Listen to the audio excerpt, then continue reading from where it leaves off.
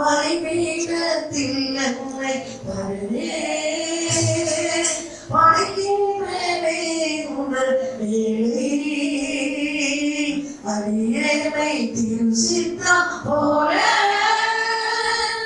ஆண்டு நடத்திடுவே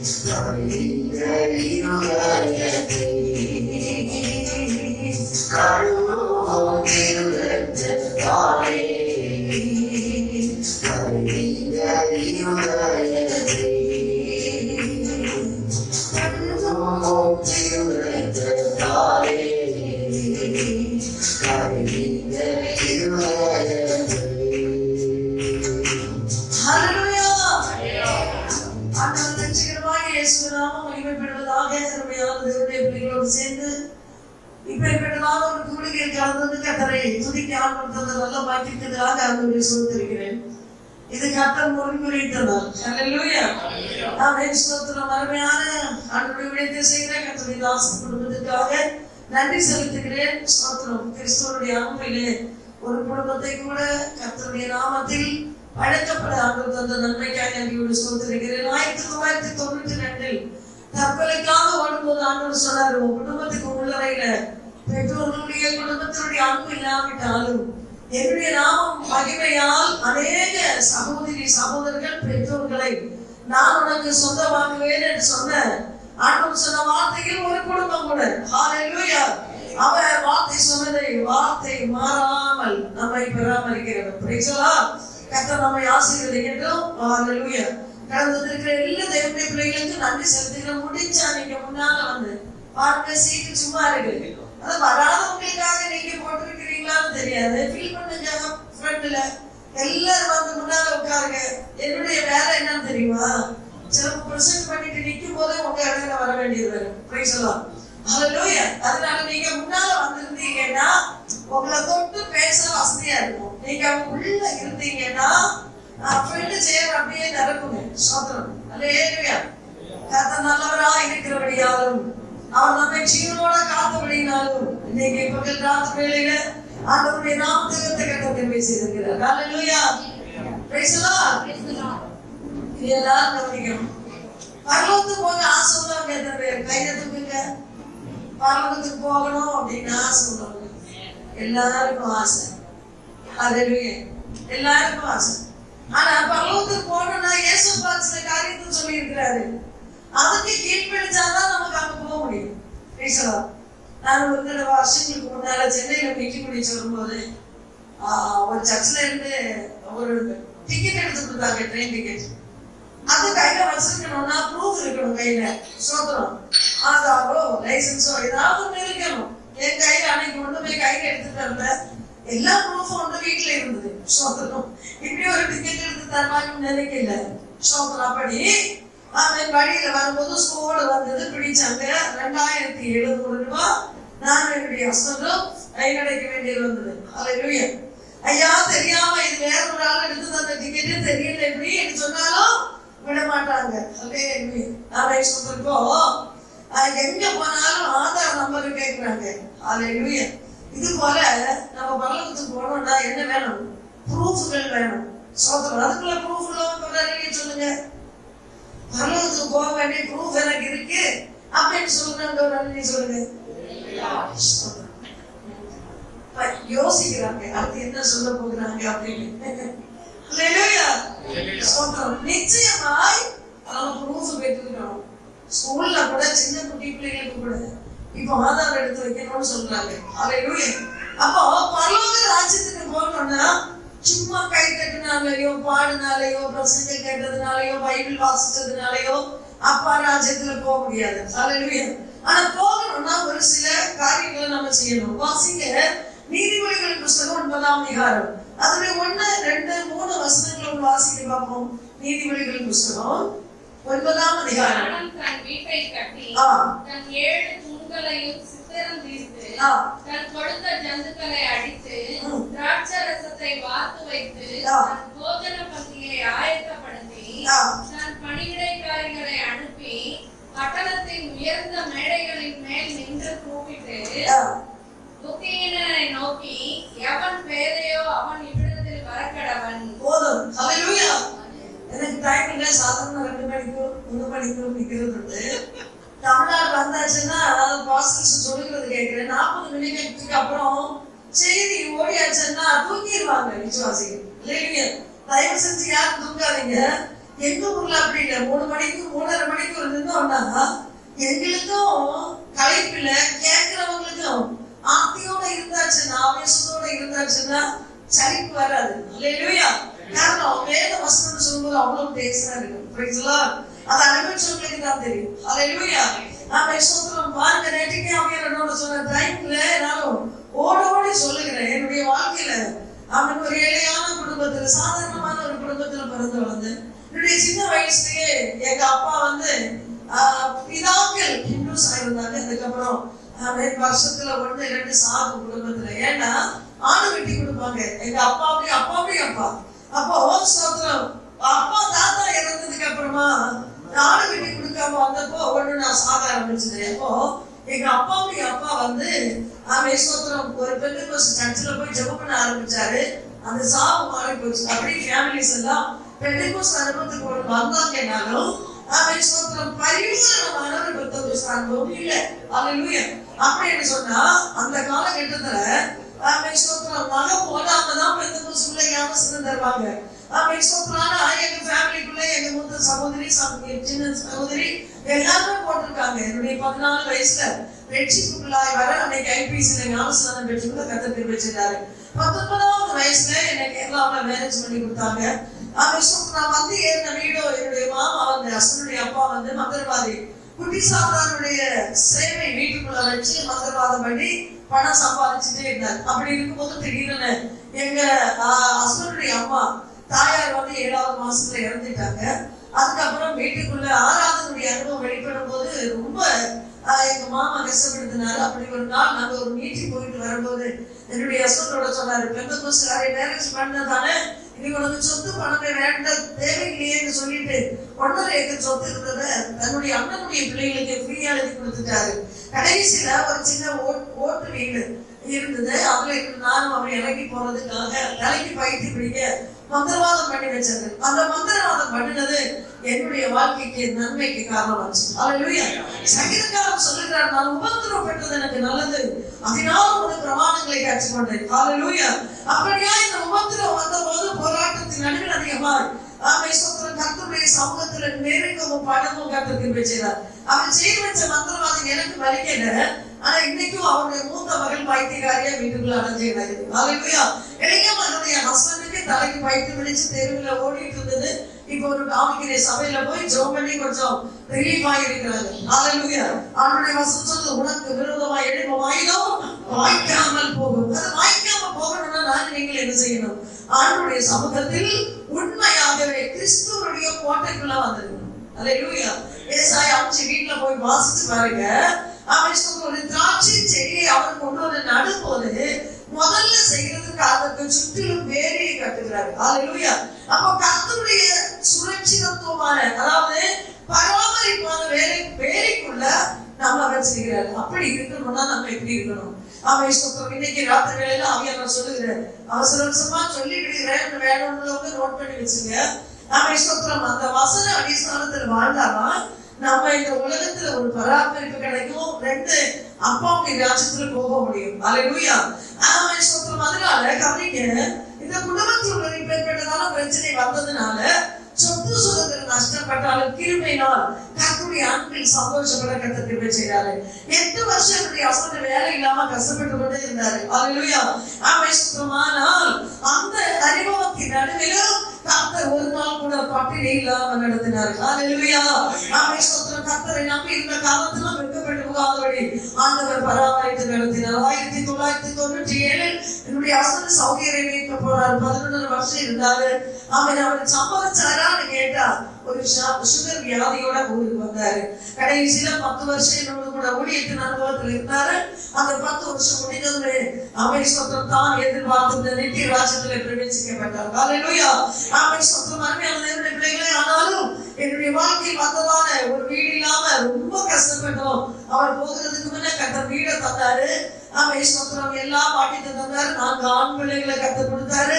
2 பேருக்கு மேரேஜ் ஆச்சு. கர்த்தருடைய ஒரு குட்டி பிள்ளை இருக்கிறா. 2வது அடுத்த வாரத்துல ஆண்டவரோட குழந்தை கொண்டு தானம் செய்ய இருக்கிறாரு. அப்படி அவை சொந்த கர்த்தர் இதுவரைக்கும் ஆசீர்வாதமாக நடத்தி கொண்டிருக்கிறார். ஹல்லேலூயா. அவன் உபத்திரவங்கள் வரும், பட்டினிகள் வரும். இயேசு உலகத்தில் இருக்கும்போது மார்னிங்காய் சொன்ன ஒரு வார்த்தை, அவன் உலகத்தில் உங்களுக்கு உபத்திரவம் இல்லாதவங்க ஒரு அல்லையே சொல்லுங்க பாப்போம். சரி, உள்ளவங்க ஒரு அல்லையே சொல்லுங்க.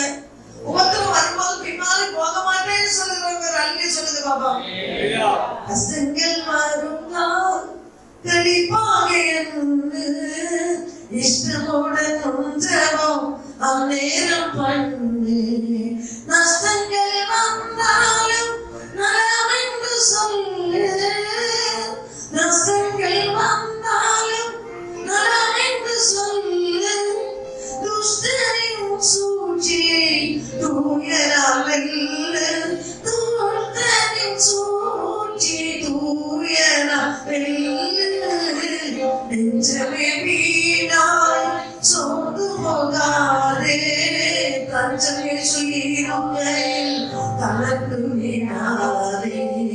தஞ்சமே சுயிரும் தளர்ந்து வீணாதே. ஹல்லேலூயா. ஆமென். சோத்திரம். அருமையான தேவனுடைய பிள்ளைகளே, இந்த உலகத்தில பாடுகள் வேதனைகள் வரும்பொழுது அப்போஸ்தலன் பவுல் சொல்லுகிறாரு, சந்தோஷம் உள்ளவன் பாட்டு பாடட்டும். ஹல்லேலூயா. ஆனா என்னுடைய தேர்வு என்னன்னா, துக்கம் வரும்போது அதிகமா பாடல்களை விட கர்த்தர் சமாதானத்திலையும் சந்தோஷத்தை இல்லாது திருப்தியாய் வழி நடத்துகிறார். ஹல்லேலூயா. அதனால கிறிஸ்தவ வாழ்க்கை என்று சொல்லும்போது உலகத்துல சந்தோஷமான வாழ்க்கை இல்ல, ஆனா உபத்திரவத்தின் நடுவில் ஒரு பெரிய சந்தோஷத்தை அனுபவிச்சுட்டாரு. அவங்களுக்கு பெரிய சோதனை வரல, சொல்லி பழக்கம் இல்லாததுனாலயா தெரியல. உபத்திரவத்தின் நடுவிலும் உண்மையாய் கர்த்தரை சேவிக்கிறவர்களுக்கு கர்த்தர் நல்லவர். அது 2005 இருந்து ஊழியத்துல இறங்கினேன். ஊழியத்துக்கு கூப்பிடுறவங்க எல்லாம் பிரைஸ் எல்லாம் சிஸ்டர் அப்படின்னு தான் சொல்லுவாங்க. ஆனா உங்களை நடத்துகிற ஊழியக்காரரு அவன் பிரைஸ் எல்லாம் கர்த்தர் நல்லவர் அப்படின்னு சொல்லுவாரு. அந்த வார்த்தையை கேட்கும் போது அந்த கேட்கிறவங்களுடைய இருதயம் அப்படியே கிறிஸ்துவுக்குள் உடை. ஹல்லேலூயா. அவர் நல்லவர். ஹல்லேலூயா. எங்க போனாலும் சொல்லுவேன், கர்த்தரை போல நல்லதை யாருமே இல்லை. ஆமென். ஸ்தோத்திரம். செல்லக்குட்டி தங்கக்குட்டின்னு கூடுவாங்க இல்ல, அது புருஷனானாலும் மனைவியானாலும் பிள்ளைகளானாலும் அப்பா அம்மானாலும் அதை விட தங்கக்குட்டி நம்முடைய கர்த்தர். ஒரு தடவை ஒரு பாஸ்டர் கேட்டார், இயேசுவை நீங்க யாராய் காண்கிறீங்க அப்படின்னாரு. அவங்க எல்லாரும் சொன்னாங்க, நான் என்னுடைய அப்பாவா காண்கிறேன், அம்மாவா பாக்குறேன், ஆமென் ஸ்தோத்திரம், சகோதரனாய் பார்க்கிறேன் அப்படின்னு சொன்னாங்க. என்னுடைய இருதயத்துல அப்படியே கொதிக்கிறீங்க, என்னோட இப்ப கேட்பார் அப்படின்னு. ஆமென் ஸ்தோத்திரம். என்னோட கேட்கல அவரு. ஆனா ஆங்கிலம் வரையும் இயேசுவை நீங்கள் ஆராய் காணுதோ அப்படின்னு கேட்டார். நான் சொன்னேன், இயேசுவை நான் எல்லாத்துக்கும் எல்லாமாய் காண்கிறேன். ஹல்லேலூயா. அவர் தகப்பனுக்கு தகப்பனாய் வருவாரு. ஆமென் ஸ்தோத்திரம். தாய்க்கு தாயாய் வருவாரு. சகோதரத்துக்கு சகோதரனாய் வருவாரு. ஹல்லேலூயா. ஆமென் ஸ்தோத்திரம். கேட்க வருகிற தேவனுடைய உள்ளே எல்லாத்துக்கும் எல்லாமாய் இருக்கிறார் நம்முடைய ரசனாகிய இயேசு. ஹல்லேலூயா. அதனால ஒன்றும் இல்லாட்டாலும் இயேசுவை விடாதீங்க. அதுதான் உலகத்துல சொல்லுது. சந்தோஷமே இல்லையே. எல்லாருக்கும் இல்ல, சிலவங்க முதல்ல சந்தோஷமே இல்லை. ஹல்லேலூயா. ஆண்டவர் ஆசீர்வதிக்கட்டும். வாசிக்கப்பட்டதான வசனத்தில் சொல்லப்படுகிறது, ஞானம் தன் வீட்டை கட்டி அதற்கு 7 தூண்களை சித்திரம் இருந்தது. புத்தியுள்ள மனவாட்டி தனக்கு ஒரு வீட்டை கேட்டுவா. எங்க அருப்புக்கோட்டையில இல்ல, இது என்ன பேரு, விருதுநகர்ல இல்ல, நாளைக்கு போக வேண்டியதா அருப்புக்கோட்டையில. அப்ப விருதுநகர்ல இல்ல, வீடு கட்ட வேண்டியது. இந்த உலகத்துல கட்டுகிற வீடு அவன் ஒரு நாள் இடிச்சு போகும். ஒரு சுனாமி வந்தாச்சுன்னா அவன் இடிச்சே போகும். ஒரு நல்ல நிலநடுக்கம் போட்டாச்சுன்னா அது அப்படியே போகும். ஆனா ஐயாவது ஒரு வீட்டை கட்ட போயிருக்கிறது. அது அங்க கட்டப்படணும்னா நம்ம எங்க சென்று செய்யணும். என்னுடைய ஹஸ்பண்ட் வெளிநாட்டுல இருக்கும்போது கொஞ்சம் காசு அனுப்பிட்டு சொல்வாரு, ஒரு 5 கட்டளை வாங்கிவை, 5 ஜன்னல் வாங்கிவை அப்படின்னு அனுப்பிடுவாரு. அல்லேலூயா. இது போல பரலோகத்தில் நாம் இங்க இருந்து செய்கிற சின்ன சின்ன காரியங்கள் பரலோகத்தில் வீடு கட்டப்படும். அந்த வீடு எதுக்காக? அவன் சொல்ற 2 அதிகாரம் அதனுடைய 1 வசனத்தோடு வாசிக்க பார்ப்போம். 3 அதிகாரம் 1 பின்பு அவள் மாமியாகிய நகோமி அவளை நோக்கி, என் மகளே, நீ சுகமாய் வாழ்ந்திருக்கும்படி நான் உனக்கு சௌக்கியத்தை தேடாதிருப்பேனோ? நீ சுகமாய் வாழ்ந்திருக்கும்படி நான் உனக்கு சௌக்கியத்தை தேடாதிருப்பேன். பாருங்க, மோவாப் பட்டணமாகிய சாபத்தின் பட்டணத்தில் இருந்த ரூத்து பெத்லெஹேமிலே மாமியாரோட வந்ததுக்கு அப்புறம் மாமியார் கேட்கிறா, நீ சுகமாய் வாழ்ந்திருக்கும்படி. அப்ப இன்னைக்கு வர என்ன எல்லாம் உங்களுக்கு சுகம்? சாப்பாடு கிடைக்கும், படுக்கை இடம் கிடைக்கும், எல்லாம் உண்டு. ஆனாலும் ஒரு திருப்திகரமான சுகம் அவனுக்கு இல்லை. இல்லையா? காரணம் அவன் சொல்றாருடைய 2 அதிகாரம் 11 வசனம் வாசிங்க.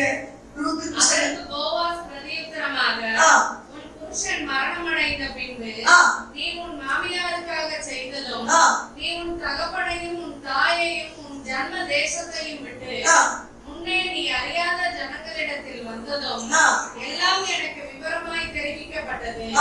உன் செய்கைக்கு தக்க பலனை கர்த்தர் உனக்கு கட்டளையிட்டார். ஹல்லேலூயா. கவனிங்க, மோவாப் பட்டணத்திலிருந்து ரூத் பெத்லெஹேமில் வந்தவளே தயை காட்டுகிறவருடைய வயலை தேடின வயல்னு சொன்ன சபையை குறிக்கிறது. ஹல்லேலூயா. தயை காட்டுகிற வயல் அப்படின்னா விசுவாசிகளுக்காக உபவாசிக்கிற ஜெபிக்கிற ஒரு சபை. சந்திரமேல காணாம எங்க ஊர்ல துட்டு பண்ணுவாங்க, தேங்காய் போடுவாங்க, மாவு அரை போடுவாங்க, தேங்காய் போடுவாங்க. அப்படி போடும்போது தேச அனுபவங்கள வசனம் சொல்லும் போது நீங்க ஒரு சோத்திரம் பண்ணிட்டீங்கன்னா எனக்கும் அது சந்தோஷம். எனக்கு அது ஹெல்த்தியா இருக்கும். பாருங்க, சுகமாய் வாழ்ந்திருக்கும்படி மாமியார் சொல்லுகிறாள். அவன் ஸ்தோத்திரம் மோவாப் பட்டணத்தில் இருந்த ரூத்து, அவன் ஸ்தோத்திரம் போவாஸ் ஆகிய அவன் தேவ மனுஷனுடைய சபையாம் வயலில் போய் கதிர் வளர்க்க போயிருக்கிறார். யாருடைய கண்களில் தை கிடைக்குமோ அங்க போய் கதிர் வளர்க்கும். அப்படி போனவா அவன் ஸ்தோத்திரம் வேலைக்காரர்களுக்கு பின்னால பெருக்கி இருந்தான். ஆனா ஒண்ணு அந்த வயலுக்காக சொந்தமாக இல்லை. அல்லேலூயா. அவன் ஸ்தோத்திரம் பிறக்கி கொண்டிருக்கும் போது அவனுடைய நல்ல மரத்தை பார்த்த போவாஸ் கேட்கிறாரு, அவன் உன் புருஷன் மரணம் அடைந்த பின்பு நீ உன் மாமியாருக்காய் செய்ததை நான் கேட்டிருக்கிறேன் அப்படின்னு சொன்னா, அவன் ஸ்தோத்திரம் புதிய ஏற்பாட்டுல வாசிக்கும் போது இயேசு மத்திய சுவிசேஷம் 19 அதிகாரம் வாசிக்க வேண்டாம், டைம் இல்லை. அதனுடைய 27, 28 வசனங்கள் வாசிக்கும் போது சொல்லப்படுகிறது.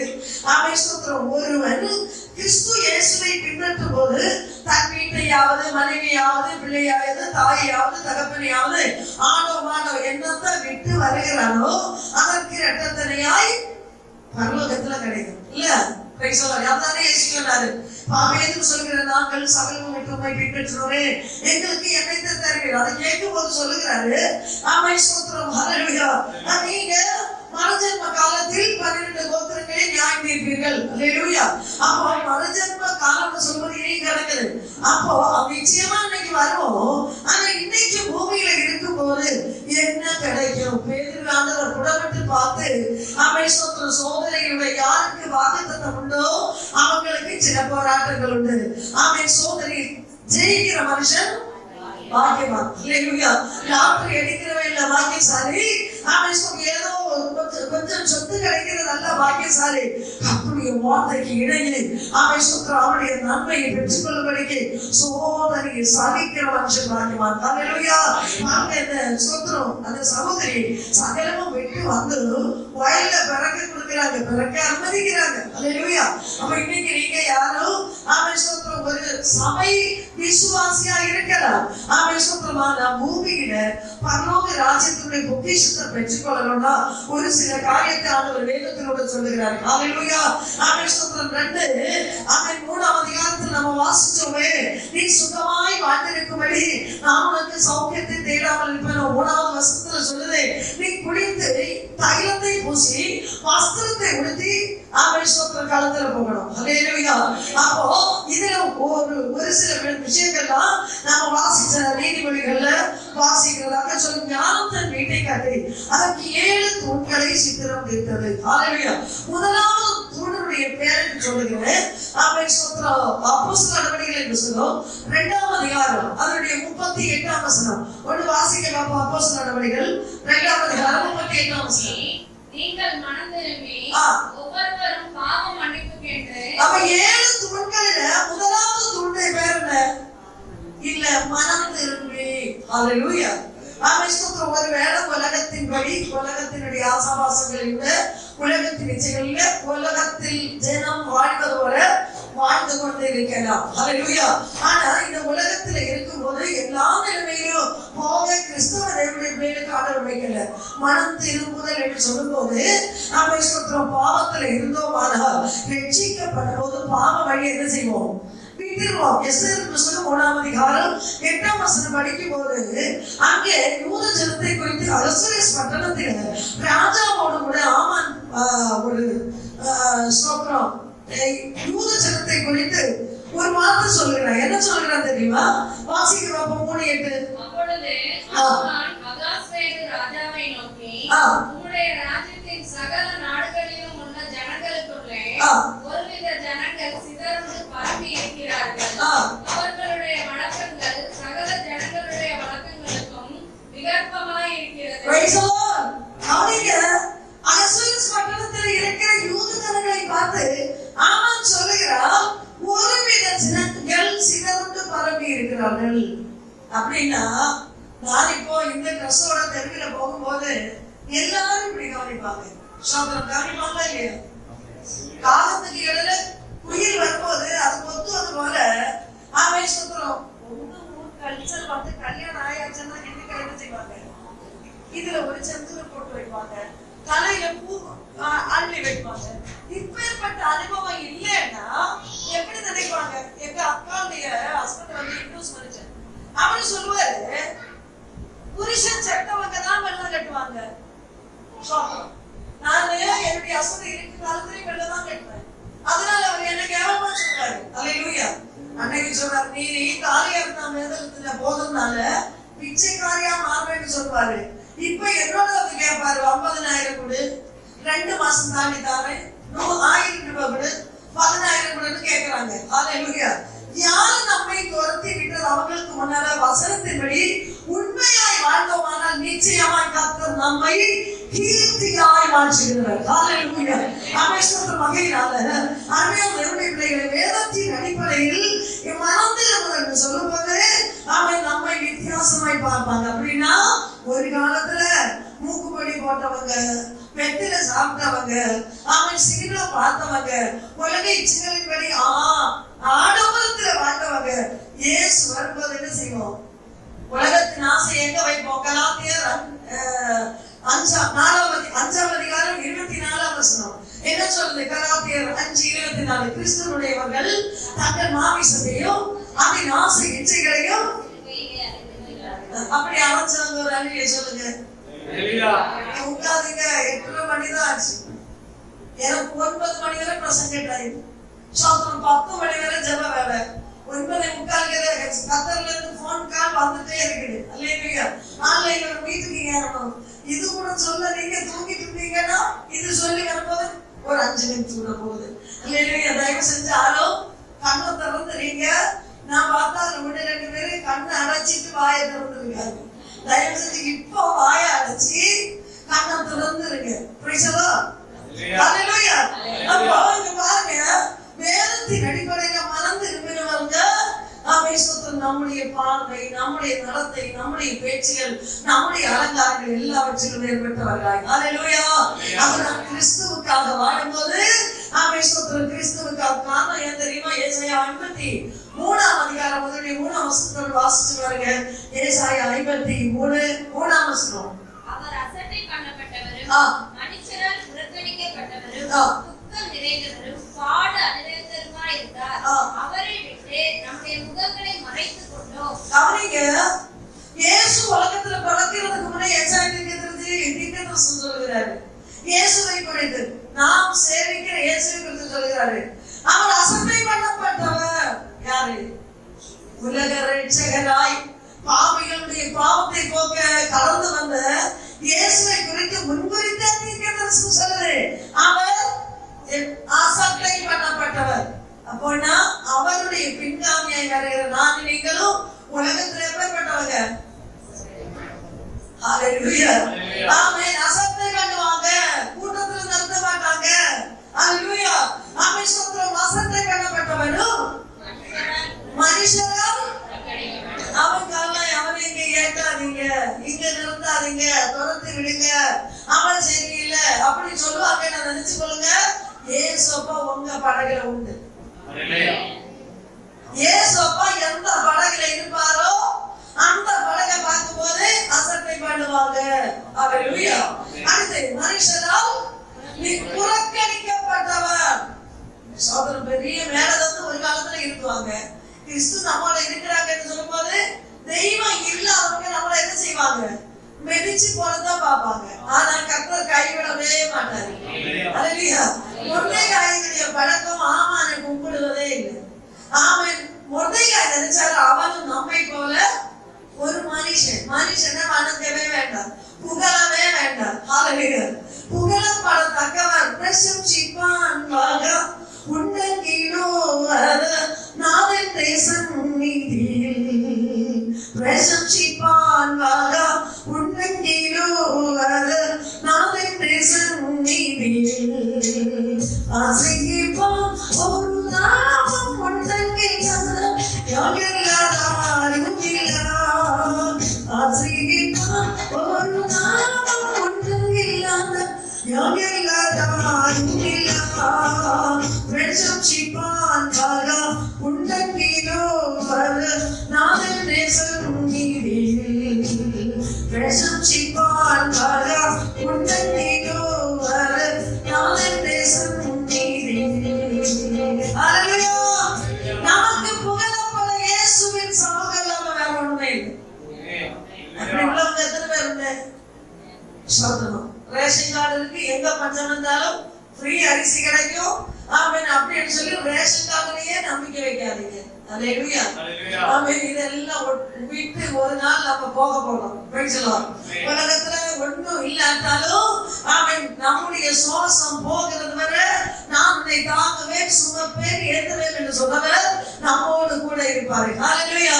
யாரெல்லாம் கைவிட்டாலும் எங்கெல்லாம் தூக்கி வீசப்பட்டாலும் சேர்த்து கொள்கிற கர்த்தர் நம்மோடு கூட இருக்கிறார். ஹalleluya. இந்த உலகத்தில் வருகிற பாடுகளின் நடுவில் சோர்ந்து போகாதபடி கர்த்தருக்காய் உண்மையாய் இருப்போமானால் நிச்சயமாய் அவர் மகாராஜாதி ராஜாவாய் வெளிப்படும் போது அவரோடு கூட சேர்க்கப்படுவோம். ஹalleluya. அவரோடு கூட சேர்க்கப்பட வேண்டுமானால் ஒன்னாவது செய்ய வேண்டியது மனம் திரும்பணும். இனியும் சொல்லப்போன அதுக்குள்ள நிறைய வார்த்தைகள் உண்டு, டைம் இல்லை. ஒன்று மனம் திரும்பணும். 2 அப்போஸ்தலர்கள் படிச்சு கொண்டீங்களோ 2ஆம் அதிகாரம் 38 மனம் திரும்பி பாவ மன்னிப்புக்கென்று ஞான ஸ்நானத்தை பெற்றுக் கொள்ளுங்கள். இப்ப 2வது தூணினுடைய பேர் தெரியுமா? ஞான ஸ்நானம். தண்ணியில முழுகினவங்க மட்டும் கையை தூக்குங்க. தண்ணியில முழுகினவங்க. அப்ப இனி முழுகாதவங்க ஒண்ணு. சிரிக்க மட்டும் வேண்டாம். இயேசுப்பா வரும்போது இந்த சிரிப்பு இது போல இருக்கணும். ஹalleluya. நீங்க தண்ணியில மூழ்கணும்னு நான் சொல்ல மாட்டேன், வசனம் சொல்லுது. தண்ணியில என்ன செய்யணும்? என்னோட நிறைய பேர் கேட்பாங்க, தண்ணியில மூழ்கினாதான் ஆகுமா அப்படின்னு கேட்பாங்க. ஞானஸ்நான முழுகல் எங்க பைபிள் இருக்குன்னு கேட்பாங்க. யோவான் சுவிசேஷம் 8ஆம் அதிகாரம் 13ஆம் அதிகாரம் 8ஆம் வசனம் முதல் வாசிக்கும் போது உங்களுக்கு தெரியும். திருவிருந்த ஊழியம் நடக்கும் போது இயேசு சீஷருடைய காலை கழுவும் போது பேதுரு கேட்கிறார், இயேசுவே நீர் என்னுடைய காலை கழுவக்கூடாது. அப்ப அவர் சொல்லுகிறாரு, ஆமென், நான் உன் காலை கழுவாவிட்டால் உனக்கு என்னோட பங்கில்ல. உடனே சொல்லுவா பேதுரு அவரை நோக்கி, நீ ஒரு காலம் கால்களை கழுவக்கூடாது என்றார். இயேசு அவனுக்கு பிரதியுத்தரமாக, பங்கில்லை என்றார். அடுத்து அதற்கு சீமோன் பேதுரு, ஆண்டவரே, என் கால்களை மாத்திரமல்ல, என் கைகளையும் என் தலையையும் கூட கழுவ வேண்டும் என்றார். இயேசு அவரை நோக்கி, முழுகினவன் தன் கால்களை மாத்திரம். முழுகினவன் பைபிள்ல தெளிவாய் தமிழ் மலையாளத்தில் சொல்றது குளிச்சிருக்கிறவன். அவனுடைய டேஸ்டா இருக்குது தமிழ்ல. முழுகினவன் உண்டா உங்க பைபிள்ல? உண்டு. Praise the Lord. ஹalleluya. அப்ப யாரு கேட்டாலும் சொல்லுங்க, ஞானஸ்நானம் அறிவு வந்ததுக்கு அப்புறம் ஞானஸ்நானம் என்று சொல்லும்போது ஞானம் அறிவு சொல்றோம். விசுவாசம் உள்ளவனாகி ஞானஸ்நானம் எடுக்கணும். யாரு ஞானஸ்நானம் எடுக்கிறவங்க விசுவாசம் உள்ளவர்களா இருக்கணும். பாவம் ஏற்று சொல்லி ரெஃபரன்ஸ் எடுக்க டைம் இல்ல. பாவம் ஏற்று சொல்லி விட்டு விடுகிறவனா இருக்கணும். ஹalleluya. ஆமென் ஸ்தோத்திரம். அப்படி ஒரு கல்யாணம் தெரிஞ்ச அசனுக்கு கல்யாண வயசு 24, எனக்கு 19 வயசு. அப்பதான் பாஸ்டர் எழுப்ப சொன்னார் 2 பேரும். எழுப்பி நிற்கும் போது, மிஸ்டர் ஆனந்ததாஸ், உன்னுடைய வலதுபுறத்தில் நிற்கும் ஜோதிஷ் என்ற இந்த பெண்ணை விவாக மனைவியை ஏற்றுக்கொள்கிறாயான்னு கேட்டப்போ கல்யாணம் பண்ணுகிற ஸ்பீடுல சிரிச்சுக்கிட்டு ஆமான்னு சொன்னாரு. அடுத்து 2வது என்னோட கேட்கிறாரு, கிளிகளா மறைச்சிட்டே நிற்கிறேன். அந்த நேரம் கேட்கிறாரு, ஜோதிஷ் ஆகிய நீ ஆனந்ததாஸ் ஆகிய இவரை உன் புருஷனாய் அவன் ஏற்றுக்கொள்கிறாய் என்று கேட்டப்போ நான் இந்த பயத்தினால கொஞ்சம் லேட் ஆச்சுன்னு நினைச்சு கொள்ளுங்க. எக்ஸாம்பிளா சொல்லுகிறேன், லேட் ஆச்சு சொல்றேன். அந்த நேரம் அம்மா அவசரத்துல சொல்லுது, பேக்ல இருந்தது, ஆமா நான் ஏற்றுக்கொள்கிறேன் அப்படின்னு சொன்னா கல்யாணம் நடக்குமா? எல்லாரும் முன்னறியே. ஹalleluya. கல்யாணம் கெட்டுக்கிற பையன் ஆமா என்ன நம்பிக்கையோட சொல்லணும், பொண்ணு சொல்லணும், என்னதான் கல்யாணம் நடக்கும். இப்ப கேரளாவுல கெட்டு நடக்கும் போது பொண்ணு சொல்லிச்சு, எனக்கு இவனை பிடிக்கல, ஆனா குடும்பக்காரங்க ஒத்து வைக்க பாக்குறாங்க, எனக்கு பிடிக்கல, கல்யாணம் அப்படி நின்று போச்சு. எத்தனையோ சம்பவங்கள் நடக்குது. ஹalleluya. அதனால வேதத்தின் அடிப்படையில என்ன செய்யணும்? விசுவாசம் உள்ளவனாகி ஞானஸ்நானம் எடுக்கணும். பாவத்தை ஏற்று சொல்லி விட்டு விடுகிறவன் அவன் ஞானஸ்நானம் எடுக்கணும். அப்படி 2வது தூணாகிய ஞானஸ்நானம் என்னைக்கு தண்ணீரில முழுகி பரிசுத்தவான்களுடைய கைக்கீழ முழுகி இயேசு யோர்தானில் இறங்கி முழுகிறது போல தண்ணீரில் முழுகிறோமோ அந்த நிமிஷத்தில் நம்முடைய பெயர் ஜீவ புஸ்தகத்தில் எழுதப்படும். விசேஷம் சொல்லப்படுகிறது, ஜீவ புஸ்தகத்திலே பேரெழுதி காணாத எந்த மனுஷனும் அக்கினியும் கந்தகமும் எரியும் அவன் கடலிலே தள்ளப்படுவான். ஹalleluya. ஆகையால் நினைக்கிறதுக்கு அருமையான தேவனுடைய பிள்ளையே, அவன் ஞான ஸ்நானத்தோடு கூட ஜீவ புஸ்தகத்தில் பேர் எழுதப்படுகிறது. ஹalleluya. அதனால இதுவரையும் ஒழுங்கு ஞான ஸ்நானம் எடுக்காதவங்க பேரு எங்க இருக்கு தெரியுமா? எரேமியா 17ஆம் அதிகாரம் 13ஆம் வசனம் வாசிங்க. எரேமியா 17:13. இதுவரை ஞானஸ்நானம் எடுக்காதவங்க பேர் எங்க இருக்கு? நம்பிக்கையாகிய கர்த்தாவே, உம்மை விட்டு விலகுகிற யாவரும் வெட்கப்படுவார்கள். அவர்கள் ஜீவனுள்ள தண்ணீரின் ஊற்றாகிய கர்த்தரை விட்டு விலகி போனபடியால் உம்மை விட்டு அகன்று போகிறவர்களின் பெயர் புழுதியில் எழுதப்படும். ஹalleluya. கர்த்தருடைய கற்பனையாகிய ஞானஸ்நானம் அடைந்தும் கேட்காம அவருடைய வழி விட்டு பின்னோக்கி போகிறவர்களுடைய பெயர் புழுதியில் எழுதப்பட்டிருக்கும். Price the Lord. அப்போ ஞானஸ்நானம் எடுத்தவங்களுடைய பேரு ஜீவ புஸ்தகத்துல, எடுக்காதவங்களுடைய பேரு மலையாளத்துல சொல்றது மண்ணில் எழுதி வைக்கும். இயேசு வரும்போது வானம் பூமியும் ஒழித்து போகும். அப்ப மண்ணில் இருக்க பேர் என்ன செய்யும்? ஒழித்து போகும். ஹalleluya. இப்ப அடுத்து எங்க இருப்பாங்க? வேதம் சொல்லுது, சிறியோரும் பெரியோரும் கர்த்தருடைய சிங்காசனத்துக்கு முன்பாக நிற்க கண்டு. ஹalleluya. அன்னைக்கு ஏசப்பா பாப்பாக்கு ஒண்ணும் தெரியாது, அவளை கூட இங்க கொண்டு வாங்க, அவளுக்கு 12 வயசு தான் ஆகுது அப்படின்னு சொன்னா பாப்பாய் வந்து நிக்கணும், அம்மையும் நிக்கணும். அங்க ஃபிளைட்டுக்கு 6 மாசத்துல டிக்கெட் எடுக்கிறாங்க. சின்ன வயசுலயே டிக்கெட் ஆஃப் டிக்கெட் எடுக்கிறாங்க. ஹalleluya. ஃபிளைட்டுக்கு அப்படியானா நிச்சயமாய் கர்த்தருடைய ராஜ்யத்தில் சிறியோரையும் பெரியோரையும் கர்த்தர் நியாயம் விதிப்பார். ஆமென். ஹalleluya. ஹalleluya. ஒரு குழந்தை பிறந்த உடனே பஞ்சாயத்துல எங்க இருந்து சொல்லுவீங்க? பஞ்சாயத்துல வில்லேஜ் ஆபீஸ்ல போய் சொல்லுவீங்க. ஜனன மரண ஆபீஸ்ல பதிக்க வைக்கணும். ஹalleluya. அப்போ ஒரு குட்டி பிள்ளைய பிறந்த உடனே எழுதலைன்னா அடுத்து போகும்போது இது எங்க திரும்ப பிள்ளைங்க கேட்பாங்க. அப்போ அப்படி ஆனால் பூமியில அழிந்து போகிற நசித்து போகிற இந்த பூமியில இவ்வளவு அதிகாரத்துவம் கவர்மெண்ட்டுக்குள்ள சொல்றேன்னா, நிச்சயமாய் சகலவற்றை உருவாக்கின கர்த்தருடைய சமூகத்தில் ஆமென் ஸ்தோத்திரம். நிச்சயமாய் ஒரு பெரிய நியாய தீர்ப்பு நான் வரப்போகிறது. அதற்கு முன்ன என்ன செய்யணும்? தப்பிச்சு கொள்ளணும்னா ஞானஸ்நானம் பெற்றுக் கொள்ளணும். ஞானஸ்நானம் எடுத்துட்டு சிலுவை பார்த்து ஊரெல்லாம் கரங்கி ஓடுறவங்க உண்டு. ஆனா ஞானஸ்நானம் எடுத்தவங்க கர்த்தருடைய கோட்டைக்குள்ளதான் இருக்கணும். ஏது கோட்டை? சபையாம் தோட்டத்துக்குள்ள. அல்லேலூயா. ஆமென். 3வது வசனம் சொல்லுது, பரிசுத்த ஆவியின் வரத்தை பெறுவீர்கள். அவன் 3வது தூணுக்கு பேர் என்ன? ஞானத்தன் வீட்டை கட்டின 3வது தூணுடைய பேரு பரிசுத்த ஆவியின் அபிஷேகம். இங்க ஆராதனை நடக்கும்போது எல்லாரும் ஆவியில் ஆராதிக்கல. அபிஷேகம் பெற்றவங்க அந்நிய பாஷை பேசுகிறவங்க மாத்திரம் கை தூக்குங்க. ஸ்தோத்திரம். அல்லேலூயா. கர்த்தர் ஆசீர்வதிக்கட்டும். அல்லேலூயா. எல்லாராலையும் பேச முடியல. அதுக்கு அர்த்தம் என்னன்னா, ரகசியங்களை யாரோட பேசணும்? இப்படி கடந்து சவுண்ட் போடுறாங்களே, இது ஆண்டவருக்கு எப்படி புரியும்னு கேட்பாங்க. ஸ்தோத்திரம். ஒரு கன்வென்ஷன் ஒரு பையன் வந்து கன்வென்ஷன் பேசிட்டு இருந்தா வசனம் பேசுற பாசோட தர்க்கம் வருது.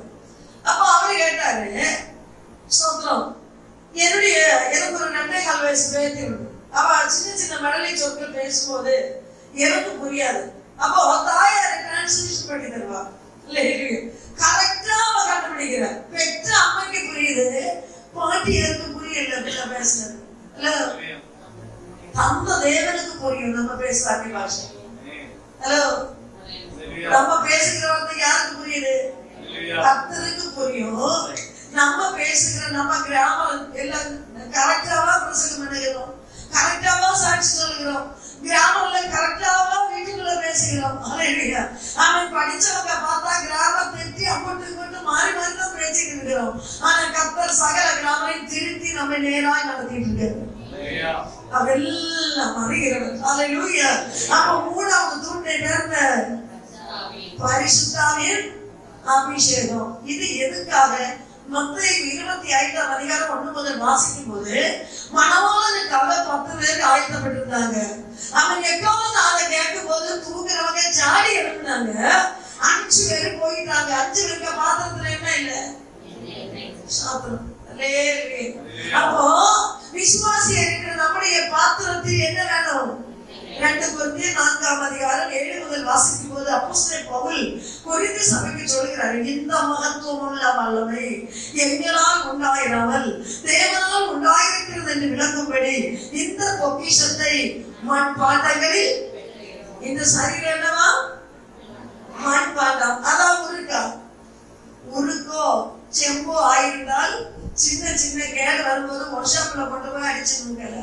ஆனா இது மண்ணா இருந்ததுனால இது மண்ணுக்கே திரும்பும். மண்ணா கட்டையா இருந்து கூட ஆண்டவர் எவ்வளவு அன்பா நம்ம நேசிக்கிறாரு பாருங்க. அப்போ பரிசுத்த ஆவி எதுக்குள்ளது? 2 கொரிந்தியர் 4:7 சொல்லுது, இந்த மகத்துவமான வல்லமை எங்களால் உண்டாயிராமல் தேவனால் உண்டாயிருக்கிறது என்று விளங்கும்படி இந்த பொக்கிஷத்தை மண்பாண்டங்களில் பெற்றிருக்கிறோம். அடுத்த வசனத்தை கூட வாசிக்க, நாங்கள் எப்பக்கத்தில் நெருக்கப்பட்டும் சொல்லுங்க. பரிசுத்த ஆவியின் அபிஷேகம் இருக்கிறதுனால எப்பக்கத்திலும் நெருக்கப்பட்டு தேவனுடைய பிள்ளைக்கு எப்பக்கத்திலையும் சாமியை கும்பிட்டு இருந்தீங்கன்னா இருந்த பொசிஷன்ல எல்லாம் அப்படியே ஓடிட்டே இருக்கலாம். சம்பவமாக கர்த்தருடைய மகிமை வெளிப்பட்டவோ கீழே தண்ணீர பார்த்தாங்க. ஆனா எப்பக்கத்தில் நெருக்கப்பட்டாலும் ஒதுங்கி போகாம ஏசப்பா இல்லைன்னா என்ன செய்திருக்கோம்? வெக்கப்படுத்தினாங்க. கயவலையோ விஷக்குட்டியிலையோ தீர்வாங்க இல்லையா? ஆனா ஏசப்பா இருக்கும்போது நம்ம என்ன செய்யறோம்? யாரெல்லாம் கைவிட்டாலும் ஆவேசத்துல வரலையே, எங்க தனிமைப்படுத்த வந்தாலும் இயேசு போதுமே போதுமே, இயேசு போதுமே போதுமே, எந்த நாளிலுமே என் நிலையிலுமே எந்த வாழ்விலே இயேசு போதுமே, எந்த நாளிலுமே என் நிலையிலுமே எந்த வாழ்விலே இயேசு போதுமே. கைவிட்டாலும் மாமிசம் அழுகி கைவிட்டாலும் மாமிசம் அழுகி ஐஸ்வர்யம் யாவும் அழித்திட்டாலும் ஆகாதவனை தள்ளிவிட்டாலும் ஐஸ்வர்யம் யாவும் அழித்திட்டாலும் ஆகாதவனை தள்ளிவிட்டாலும் இயேசுவோடே போதே இயேசுவோடே போதே எந்த நாளிலுமே நீரையிலுமே எந்த வாழ்விலே இயேசுவோடே. அல்லேலூயா. எத்தனை பேர் சொல்லுவீங்க? 1.5 ஏக்கர் சொத்து பணக்கோ ஆமே சொத்தலாம் எங்க விருதுநகர் வரை வந்தேன்.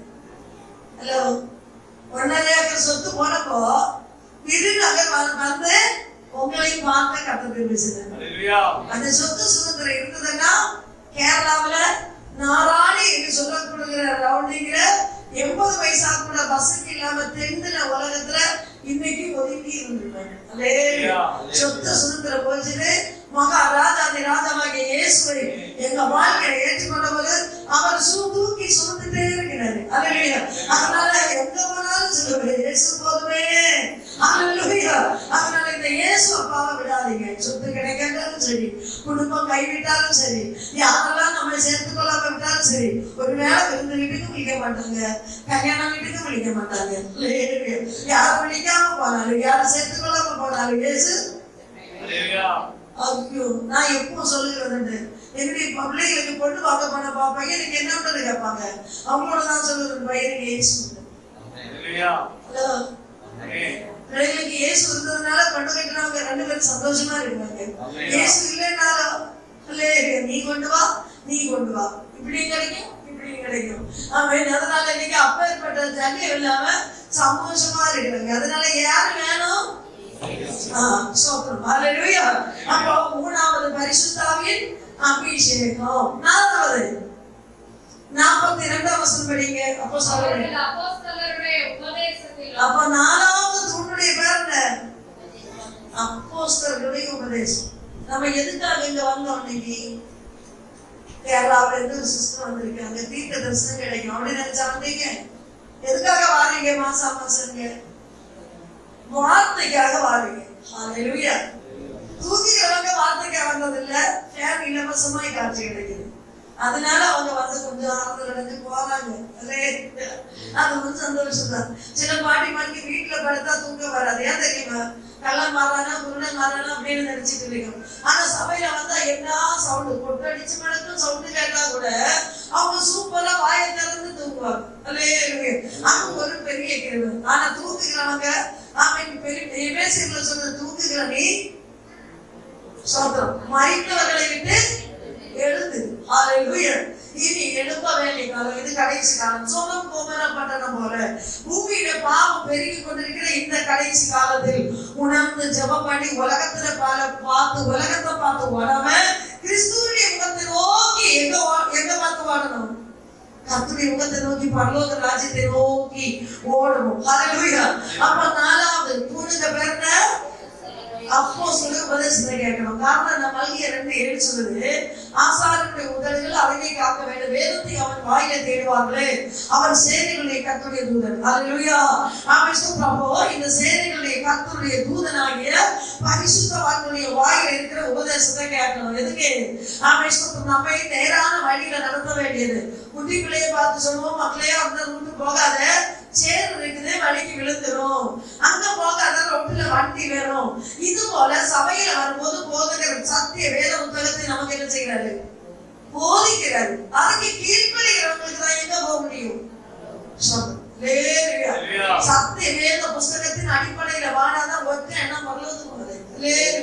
ஒருவேளை பைபிள் எடுத்துட்டு நடக்கல. ரூத்து போவாசுடைய வயல வந்தபோது அவன் பெருக்கிக் கொள்வதற்கு அவர்களுக்கு விட்டு கொடுத்தாங்க. ஆனா பரலோகத்தை பெற்றுக் கொள்ளணும்னா 3 அதிகாரத்துல 3 காரியம் சொன்னாங்க. 1 குளிக்கணும், அது ஞானஸ்நானத்தை குறிக்கிறது. 2 வஸ்திரத்தை கொடுக்கணும், அது பரிசுத்த வாழ்க்கையை குறிக்கிறது. 3 எண்ணெயை பூசணும், அந்த பரிசுத்தாவின் அபிஷேகத்தை குறிக்கிறது. ஹல்லேலூயா. இவ்வளவு செய்தாலும் நம்ம சபையில ஊழியக்காரர்களுடைய வாயில என்னத்தை படிக்கணும்? சமீபத்துல ஒரு சர்ச்சில் பிரசங்கம் முடிஞ்ச உடனே விசுவாசத்துல வந்து சொல்லுது, ஐயோ பைபிள்ல இப்படி எல்லாம் இருக்கான்னு கேட்கிறாங்க. அப்ப இன்னைக்கும் சத்திய சுவிசேஷம் தெரியாதவங்க இருக்கிறாங்க. அல்லேலூயா. அதனால தயவு செஞ்சு வேதத்தின் அடிப்படையில் வேதத்தை ஆராய்ந்து பார்க்கணும். ஊழியக்காரங்களை கேட்டு படிக்கணும். அல்லேலூயா. அப்போ 4வது அப்போஸ்தலர் உபதேசத்தை கேட்கணும். 5வது அந்நியோன்யத்திலும். அப்படின்னா நாம ஸ்தோத்திரம். ஹalleluya. மரணத்துல சொன்ன கூட்டாய்மா. இப்ப நீங்க என்ன எப்படி வந்திருக்கீங்க? கூட்டாய் ஆராதனைக்காக வந்திருக்கிறீங்க. இனி மீட்டிங் முடிச்சிட்டு டீம்டோ சோதரம் சாப்பாடு சோதரம் சாப்பாடுக்காக விருதுரா ஓடாதீங்க. மீட்டிங் முடிச்சு என் ஆத்மாவே கர்த்தரை சோதரன்னு சொல்லி ஆமென் சொல்லும் போது ஒண்ணுக்கு ஒண்ணு கை கொடுத்து என்ன செய்யணும்? நல்லா இருக்கீங்களான்னு கேட்கணும். ஏன்னா புதுசா வாரவங்களுக்கு என்ன விசாரிக்கிறவங்க உண்டு. அவங்க இருதயத்துக்கு ஒரு ஆறுதல் இருக்கும். சிலவங்க மூச்சில பார்க்க உண்மைன்னு போயிடுவாங்க. அப்படி இருக்க கூடாது. ஒண்ணுக்கு ஒண்ணு எப்படி இருக்கணும்? ஐக்கியமா இருக்கணும். ஒரு மனம் எங்க உண்டோ அங்க தேவனுடைய கிருபை வெளிப்படும். அதனால அவன் ஒண்ணுக்கு ஒண்ணு அன்புள்ளவங்களா இருக்கணும். ஹalleluya. ஆமென் ஸ்தோத்திரம். அடுத்து அப்பம் பிட்டுதலிலும் திருவத்தை எடுக்கிறவங்க அல்லேலூயா சொல்லுங்க. சிலவங்க வாயத்தை ஓடி திருவத்தை கிளாஸ் சார் அங்க பேக்ல சிகப்பு ஷால் நீங்க தான் இல்ல அவங்க எடுத்ததா மாதிரி எடுப்பேன்னு சொல்லி அல்லேலூயா சொன்னாங்க. அல்லேலூயா. ஆமென் ஸ்தோத்திரம். அப்ப இதுவரை எடுக்கல. நானும் ஆச்சரியப்பட்டேன். பொட்டம் தான் வச்சிருக்குது. ஞானஸ்நானம் எடுத்தாங்களான்னு பயந்துட்டேன். நான் வேலூர்ல இருக்கும்போது ஒரு சிஸ்டர் வந்தாங்க. பெரிய பொட்டு வச்சிருக்குது செந்தூர போட்டு. அவங்க கத்தருக்கு சமுத்திரம்னு சொல்லிட்டு ஓடி வந்தாங்க. நான் வசனத்தை கொடுக்கும்போது சொல்றாங்க, நான் ஞானஸ்நானம் எடுத்துட்டேன்மா 8 வருஷம் ஆச்சு அப்படின்னு சொன்னாங்க. அப்போ நீங்க எந்த சர்ச்சுல? அது இந்த சர்ச்சுல. இதை பொட்டு வைக்கிறதுக்கு ஒண்ணு சொல்லலையா அவங்க? இது ஜாதிகளால் வந்த சில கிளாஸ்கள். ஏது கல்யாணம் ஆன உடனே செந்தூர போட்டு வைக்கணும். பொட்டு வைக்கிறது தான் நல்லது. குறிச்சு உள்ளவங்க பொட்டு வைக்கணும் அப்படின்னு சொல்லுவாங்க. இதெல்லாம் மனுஷனுடைய கல்ச்சர். ஒரு தடவை கொடைக்கானல் ஒரு கிளாஸ் சொன்னாரு, நம்ம எந்த ராஜ்யத்துல போறோமோ அந்த ராஜ்யத்தினுடைய கல்ச்சர் நம்ம செய்யணும் அப்படின்னு சொன்னாங்க. உண்மையாலே நான் உங்களுக்கு சொல்லுகிறேன், பல நாடுகளுக்கு பல ராஜ்யங்களுக்கு போயிருக்கிறேன். அந்த ராஜ்யங்களே இதே தான் என்னுடைய வேஷம். அவங்க பேரிஷ் விட்டு போடணும்னு இல்லை. லேலுயா. கல்ச்சர் ஒவ்வொரு நாட்டுக்கும் இருக்கலாம். ஆனா உபதேசம் ஒரு காலத்திலே மாறாது. ஹலோ, எல்லாருக்கும் கேக்குதா? அதுடைய கல்ச்சர் மாறலாம். கர்த்தருடைய வார்த்தை மாறாதது. வானமும் பூமியும் ஒழிந்து போகலாம், வேத வார்த்தை மாறாதது. ஹalleluya. அதனால உலக இன்னைக்கு கல்ச்சர் பார்த்து மோடிஃபிகேஷன் ஓடி இருக்குது. நிர்வாணியாய் நடக்கிறாங்க. அதனாலதான் பொருத்தி சபைக்கு சொல்லும்போது சொல்லுகிறாரு, பிராகிருத மனுஷன் தெய்வாத்மாவுடைய உபதேசம் கை கொள்வதில்லை. ஹalleluya. அதாவது ஜென்ம சுபாவம்னு தமிழ்ல சொல்லுது. ஜென்ம சுபாவம் உள்ள மனுஷனோ அவன் தேவனுடைய வார்த்தையை கை கொள்ள. பிராகிருத மனுஷன் சொல்லும்போது என்ன அர்த்தம்? பிராகிருத மனுஷன் என்ன தைக்க மாட்டான், குளிக்க மாட்டான், பல்லு தைக்க மாட்டான். இவனுக்கு பேர் தான் பிராகிருதம். அப்போ ஆண்டவர் நமக்கு ஞானம் தந்திருக்கிறாரு. ஹalleluya. அப்போ என்ன செய்யணுமா? வேதம் என்ன சொல்லுது? அப்பம் நொறுக்குதல். ஹalleluya. நேரம் ஆனதுனால தான் ஓடிட்டு இருக்கேன். இல்லைன்னா ஒன்னொன்னா எடுத்து உங்களுக்கு விளக்கி சொல்லி தந்திருப்பேன். ஆமா சொல்ற. அப்போ அப்பம் நொறுக்குதல் திருவிருந்து எதுக்காக தெரியுமா? சென்னையில ஒரு பெரிய சர்ச்சில் நாங்களும் இருக்கிறது சோதரம். எங்க சபையினுடைய சாபம் சொல்ல விரும்பல. அதனால ஒரு நாள் ஆராதனைக்கு போனா திருவிருந்து கொடுக்குறாங்க. சோத்திரம். இன்னும் சில தாய் திட்டவங்களும் 100 கெட்டினவங்களும் ரூட் நம்பர் 1 கொட்டதும் எல்லாம் 2 எடுத்துது. பாட்டில ஒரு ஜூஸ் எடுக்குது. அதில் எடுத்து வச்சுட்டு எல்லாமே குடிச்சிட்டு போகுது. இப்படி உள்ளவங்களுக்கு எல்லாம் வந்து சபையோட அப்போஸ்தலர் பவுல் சொல்லுகிறார், ஞானஸ்நானம் பெற்று வேறுபட்டு வாழுகிறவனுக்கு தான் இந்த தெரிவு. வேறுபாடு இல்லைன்னா செய்வோம்னா வேறு சொல்லுது. ஆகையால் அசுத்தமா இந்த பானபாத்திரத்துல எடுக்கிறவன் சிலர் நோயாளிகளாகவும் சிலர் சாக வேண்டிய சூழ்நிலை உண்டாகுது. அதனால பரிசுத்தராகிய இயேசுடைய ரத்தமும் மாமிசம் சம்பந்தமாய் ஊழியக்காரங்க ஸ்தோத்திரம் பண்ணி அது நமக்கு தரும்போது உள்ளான மனுஷன் பெறப்படுகிறார். நம்ம சாப்பாடு சாப்பிடுவோம்ல, தண்ணி குடிக்கிறோம், இன்னும் மாமிச சரீரம் வளருது. ஆனா திராட்சை ரசமும் அப்பமும் பரிசுத்தவான்கள் இயேசுடைய சரீரம் ரத்தமாய் ஸ்தோத்திரம் பண்ணி தாரது எதுக்குன்னா நம்ம சாகிறது வரை உள்ளான மனுஷன் சாகாம பலப்படும். அதனால இயேசு சொன்னார், என்னை தின்னாதவனில் எந்த ஜீவன் இல்ல. தமிழ் என்ன சொல்லுதப்பா? கர்த்தருடைய சரீரமாகிய மாமிசமும் இரத்தமாகிய திராட்சை ரசமும் அப்பமும் புசிக்காதவங்களுக்கு என்ன இல்ல? என்னை தின்னாதவனில் என்னுடைய ஜீவன் இல்லை. அதனால திருவிருந்து காணும் போது எழுச்சி ஓடுவாங்க சிலவங்க. எதுக்காக எழுச்சி ஓடுகிறாங்க? அன்னைக்கு இயேசு அப்பாவோடு சேர்ந்து வாழ்கிற ஒரு தேவனுடைய திருவிருந்து காணும் போது ஓட வேண்டிய தேவையே இல்லை. உங்களை இங்க நடத்துகிற ஊழியக்காரர் தான் எப்போ சொல்லுவார், இயேசு நல்லவர், கர்த்தர் நல்லவர். அன்னைக்கு அந்த வார்த்தை வாயில வரணும்னா இருதயம் சுத்தமாய் கர்த்தரை தேடுவதனால. அவன் பெருமைக்காக சொல்லல, கர்த்தர் நல்லவர் ஒரு வார்த்தை உண்டா இருதயம் சுத்தமா இருந்தா தான் சொல்ல முடியும். அதனால ஒண்ணு சொல்லுகிறேன், கர்த்தருடைய வருகை மட்டும் அவர் நம்மை ஜீவனோட வைத்திருக்கிற நாள் வரை என்ன செய்யணும்? அவருடைய சரீரமும் ரத்தமும் அடையாளமாய் தெய்வ சபையில் கொடுக்கப்படுகிற திருவிருந்து ஏற்றுக்கொள்ள வேண்டும். ஹல்லேலூயா. இனி திருவிருந்து பிடிச்சிட்டு அடுத்த நேரம் வாக்குவாடிக்க போக கூடாது. சோத்திரம். சினிமா பார்க்காதவங்க ஒரு அல்லேலூயா சொல்லுங்க. சோத்திரம். ஹல்லேலூயா. அப்போ பார்க்கிறவங்களும் இல்ல. ஹல்லேலூயா. பார்த்துட்டு இருக்க இயேசுப்பா வரும்போதும் அவன் மற்றவங்க அடி கொடுத்தது இப்படி காட்டிட்டு சிரிச்சிட்டு இருக்கும் வரைக்கும் இயேசு வருது. ஹல்லேலூயா. பரிசுத்தவான்கள் என்ன செய்வாங்க? எடுத்து கொள்ளப்படுவாங்க. எக்கால நாளை கேட்கும் போது எடுத்துக் கொள்ளப்படுவாங்க. சினிமா பார்த்துட்டு இருந்து ஆளை குறை கழிச்சு அத்தான் இந்த ஊர்ல தேடி போகும்போது சினிமா பார்க்காம உலக இன்பங்களை விடாம பரிசுத்தமாய் வாழுகிறது என்ன செய்யும்? அது பழக்கம். பழக்கணும்னு நான் அடிக்கடி சொல்லுறது, பழக்கணும்னா பரிசுத்தர்களா இருக்கணும். ஒரு பாட்டு சொல்லிச்சு, எனக்கு பரிசுத்தாவி காட்டுப்பா இயேசு பார்த்தாருல, அதனால நான் உங்களோட பழகிட்டு இப்ப நான் 3 மாசமா சர்ச்சைக்கே போறது இல்லை அப்படின்னு சொன்னாங்க. ஏன் போகிறது இல்ல? பரிசுத்தாவி கிடைக்கல. அப்ப ஞானஸ்நானம் கிடைக்கலையே, ஏன் கிடைக்கல? அந்த ஹஸ்பண்ட் மந்திரவாதம் பண்ணி கோல்டு பாட்டி சமையல் வச்சுட்டு வருவாரு. அதுல கிடைக்கிற காசை வச்சுதான் நாங்க சாப்பிடுகிறோம். அதனால அது தப்பு இல்ல. அப்ப அது நீ தப்பான்னு நினைச்சா தப்பான இடத்துல எப்படி இயேசு வருவாரு? பரிசுத்தாவி வருவாரு. ஹல்லேலூயா. அப்போ எல்லாவற்றிலும் பரிசுத்தமாய் வாழ கர்த்தர் நம்மை குறித்து விரும்புகிறார். ஹல்லேலூயா. நாம சொல்றப்போ பரிசுத்த திருவிருந்து நம்ம அவாய்ட் பண்ணக்கூடாது. அது நம்முடைய உள்ளான மனிதன், ஆவிக்குரிய மனிதன் பலப்படுவதற்கு அதை நாம் ஏற்றுக்கொள்ள வேண்டிய அவசியம். ஹல்லேலூயா. கடைசியா என்ன சொல்லுது? இன்னைக்கு ஜெபம் பண்ணவங்க ஒரு அல்லேலூயா சொல்லுங்க பாப்போம். ஹல்லேலூயா. பாத்தீங்களா? எல்லாம் ஜெபம் பண்ணல இன்னைக்கு. ஹல்லேலூயா. நாம சொல்ற காலையில ஒரு டீ குடிக்காத எப்படி இருக்கும்? தேடாகுமா இல்லையா? சோதம்.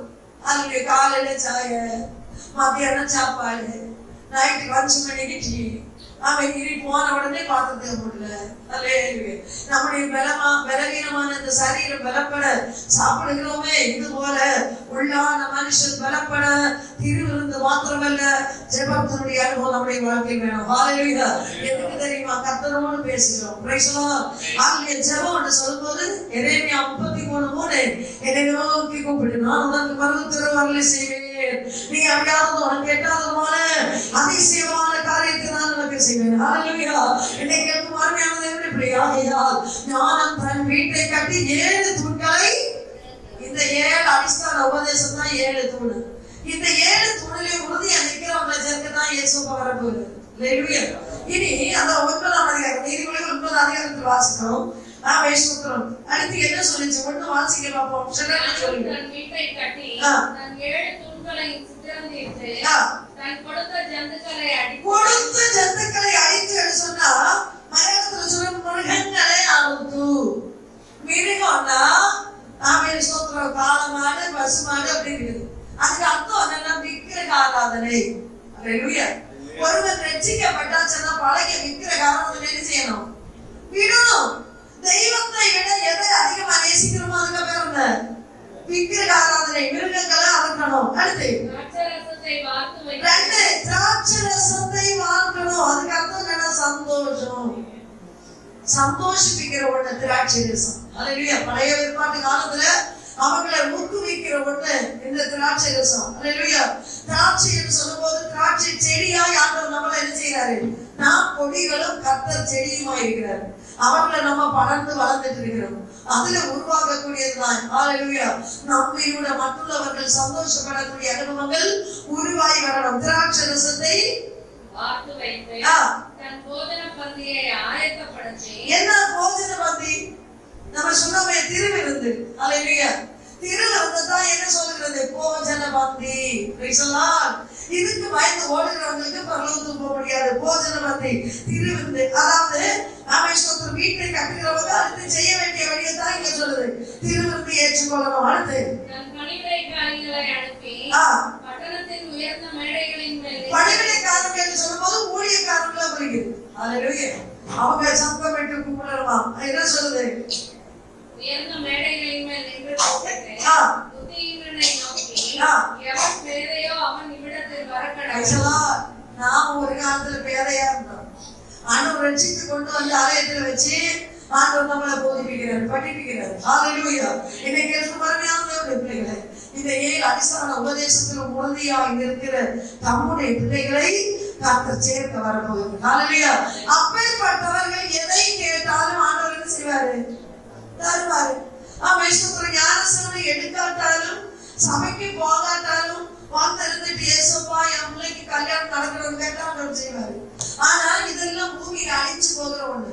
வீட்டை கேட்டா தருவாரு, வேலையை கேட்டா தருவாரு, என்ன வேணுமானாலும் தருவாரு. ஆனா பரலோக ராஜ்யத்துக்கு நம்ம போகணும்னா இந்த 7 அடிஸ்தான உபதேசங்கள்லயும் நம்ம என்ன செய்யணும்?